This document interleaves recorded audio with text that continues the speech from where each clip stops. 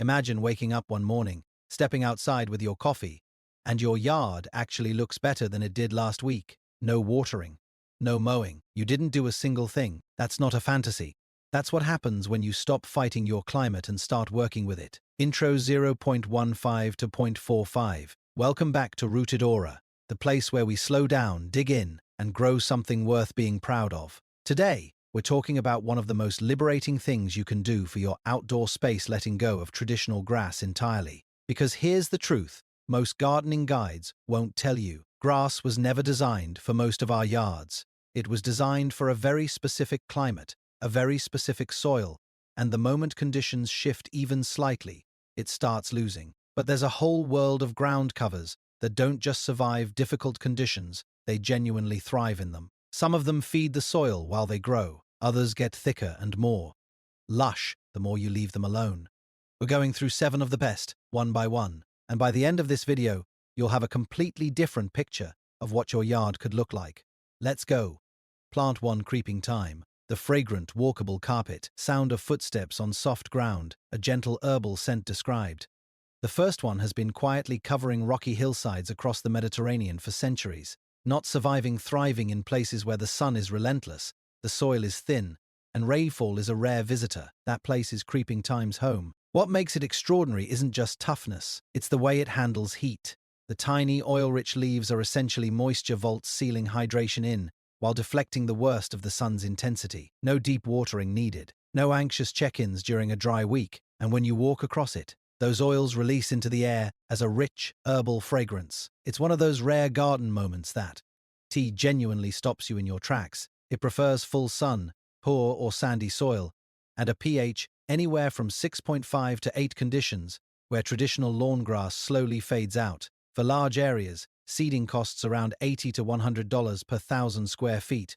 For patios and pathways, plug trays planted 6 to 8 inches apart give you quick, even coverage. Variety tip. Woolly Thyme is your pick for the driest, most sun-scorched spots. It has a soft, silvery grey fuzz that almost looks like a succulent. Mother of Thyme blooms pink and purple in June and brings in native bees and butterflies at peak summer. Lemon Thyme trades the herbal scent for something brighter and citrusy. One thing to get right: drainage. Thyme roots will rot in waterlogged soil before summer even arrives. Choose a spot with natural runoff, or raise the bed slightly to guarantee it. Hardy in USDA zones 4 through 9, which covers most of the continental United States, including regions where summer regularly breaks 100 degrees. The only caveat: the first 3 months require consistent overhead watering while roots establish. After that, you'll barely need to look at it. Plant 2. Pennsylvania Sedge. The native shade lawn. Sound shifts quieter, cooler, filtered light atmosphere. Now let's step out of the sun and into the shade. This next one didn't learn to grow under dense forest canopies. It evolved there in the oak woodlands of eastern North America, where sunlight filters down in fragments, root systems compete fiercely underground, and soil dries out fast come summer. Pennsylvania sedge doesn't spread by seed the way most ground covers do. Instead, it reaches outward through underground rhizomes, a slow, connected network that fills in gaps season by season, eventually weaving itself into a soft, continuous carpet. The blades arch gracefully downward, reaching 6 to 12 inches, giving your shaded areas that lush, unmowed meadow quality without ever needing a mower. It handles dry to medium soils, grows well in acidic conditions, and remarkably, it tolerates juglone, the allelopathic compound that black walnut trees release into the soil. That compound kills turfgrass, hostas, and most ornamental perennials. Pennsylvania sedge shrugs it off. It also largely ignores deer browsing, which makes it exceptional for woodland gardens, where deer traffic is constant. Companion planting.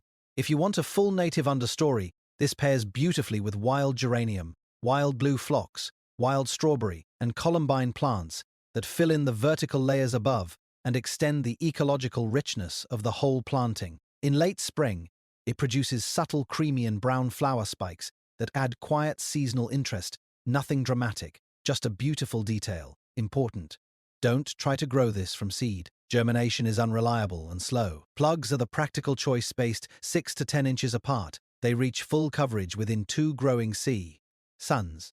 Hardy in USDA zones 3 through 8, one of the most cold-tolerant shade options available to North American gardeners. The one honest limitation: this is a look-at-it lawn, not a play on it one. Heavy foot traffic will damage it. Plant it in spaces where it can simply be appreciated.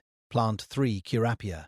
The engineered drought machine. Tone shifts slightly more modern, precise, almost scientific wonder. This one wasn't found growing wild somewhere and transplanted into gardens. It was deliberately designed, developed at a university in Japan. Kurapia was bred from specific plant selections with a single purpose in mind: to perform as a lawn replacement in climates where conventional grass has no business being planted at all. The root system is the key. Kurapia develops a deep, tenacious root network that doesn't just access moisture from shallow soil layers, it draws from depths that turf grass roots simply can't reach. Above ground, it stays low, just 2 to 3 inches.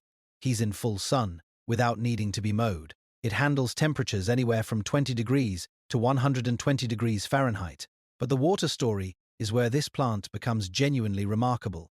Once established, Kurapia survives on roughly 1/5 the water a conventional lawn consumes when irrigated through subsurface drip. Even with standard overhead sprinklers, it cuts water demand in half. Some municipalities, including the Southern Nevada Water Authority, offer rebates of up to $5 per square foot for qualifying installations. It tolerates a broad range of soils, including saline ground that causes nutrient lockout in almost every other lawn plant. One critical detail: Kurapia is a patented, completely sterile cultivar. That's intentional. It cannot spread by seed into surrounding beds or natural areas. For gardens where containment matters, that's a genuine advantage. Hardy in USDA zones 7B through 13B, best suited to hot, arid, and semi-arid climates across the southern and western United States.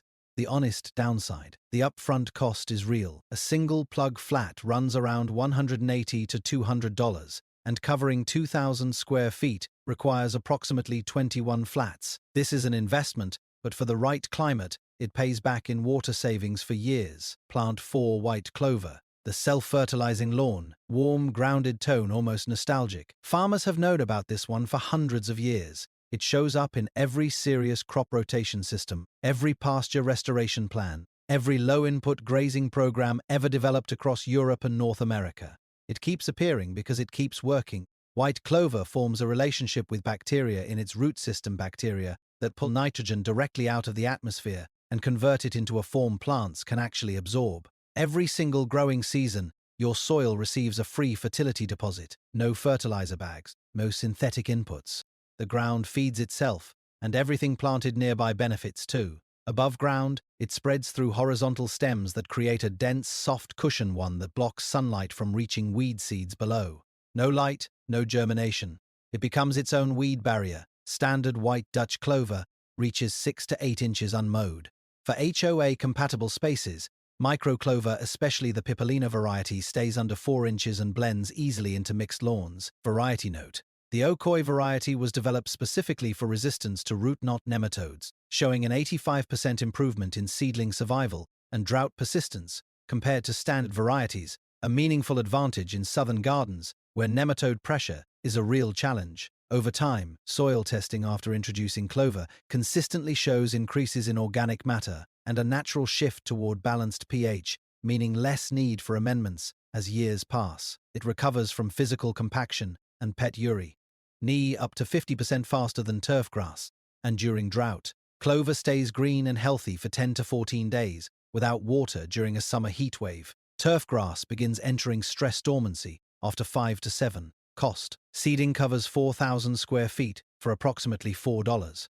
That makes this the lowest cost lawn conversion on this entire list. Hardy in USDA zones 3 through 9. The one consideration: clover flowers attract bees. In yards with heavy barefoot traffic or bee allergies, microclover's reduced bloom frequency is the smarter choice. Plant 5 Creeping Phlox. The flowering slope fixer. Cinematic shift, vivid spring morning energy. Picture a bare slope, erosion starting, nothing staying put after heavy rain.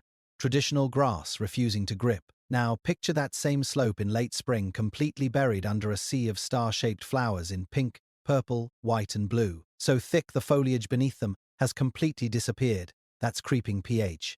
Phlox. Native to the rocky ridgelines of eastern North America, this plant has been anchoring itself to surfaces where soil barely exists for thousands of years. It spreads through creeping stems that root as they travel, weaving a continuous mat of root and foliage across any surface they touch. Slopes, retaining wall gaps, gravel paths, thin rocky soil. Once that mat is established, the roots physically hold the ground from beneath. Rain cannot dislodge what's already locked in. Phlox subulata is the sun-loving variety, a 4 to 6 inch cushion of semi-evergreen foliage that practically disappears under blooms in mid to late spring. It thrives in sandy, gravelly, or shallow soils with a pH of 6 to 8. Notably, poor soils actually produce more compact, floriferous plants than rich ones. For shaded sites, Phlox stolonifera, the woodland variety, spreads aggressively through above-ground runners in dappled to full shade, carrying the same star-shaped flowers in spring. Standard S. Pacing is 12 to 18 inches apart. New transplants need consistent moisture until rooted, after which dry spells aren't a concern. Avoid deep mulching around the crowns. Heavy organic material traps moisture and creates conditions for spider mite and slug pressure in hot, humid stretches. Seasonal care tip. Immediately after the spring blooms fade, shear the entire planting back by about a third. This one step prevents legginess, encourages dense new growth, reduces powdery mildew risk through summer, and can even trigger a partial second bloom in autumn. Hardy in USDA zones 3 through 9. The limitation: light foot traffic only. Let it cascade, spread, and be seen, not walked on regularly. Plant 6 Bugleweed/Ajuga, the shade weed eliminator. Deep, lush, almost dramatic tone. If you have a shaded corner of your yard that's been slowly taken over by weeds, this is the plant that ends that problem. Bugleweed has been growing beneath dense European forest canopies and along shaded riverbanks for generations. Deep shade, compacted soil, fierce root competition, it keeps spreading through all of it. The weapon is its growth habit. It moves through horizontal runners much like strawberry plants rooting wherever they make contact with the ground. A single established plant expands aggressively through the growing season, creating layers so dense that weed seeds beneath it have no access to light, no germination opportunity, no foothold at all. Plants spaced 6 to 9 inches apart close the canopy within a single season. In May and June, it sends up upright flower spikes carrying whorls of blue-violet blooms, drawing bees and hummingbirds during one of the earliest nectar windows of the season. Foliage varieties worth knowing. Catlin's Giant produces dramatically oversized leaves. Burgundy Glow carries striking variegated white, pink, and green foliage that reads almost orna.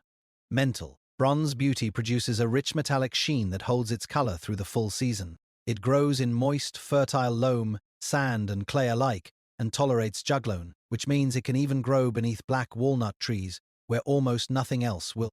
Seasonal maintenance. Once blooming finishes in early summer, run the mower over it at the highest blade setting. This clears spent spikes, encourages a flush of fresh leaf growth, and improves air circulation through the canopy, significantly reducing crown rot risk. Critical detail. In hot, humid climates or waterlogged soils, bugleweed is vulnerable to crown rot caused by soil fungi. Dividing overcrowded clumps every 2 to 3 years and maintaining good drainage prevents this almost entirely. Hardy in USDA zones 3 through 10-1 of the widest hardiness ranges on this entire list. The double-edged quality. Its aggression is its strength and its risk. Without physical edging or defined borders, it will spread inside.